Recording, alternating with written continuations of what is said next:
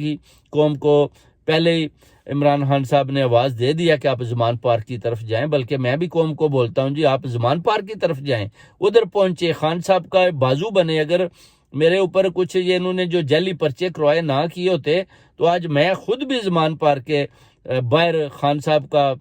دستے بازو بن کر کھڑا ہوتا، اور وہ جو سچے حضرت امام علیہ السلام کے سپاہی ہیں ان کے ساتھ میں کھڑا ہوتا۔ آپ دیکھ لیں کہ کوفے والوں کو پتہ تھا کہ حضرت امام علیہ السلام سچے ہیں اور وہ جو کچھ بتا رہے ہیں وہ سچ ہے، مگر ان کے اوپر خوف تھا، کس کا؟ یزید کا، کہ یزید ہمیں قتل نہ کر دے۔ تو آپ دیکھ لیں کہ انہوں نے خوف کے بت نہیں توڑے تھے، اور اس کے بعد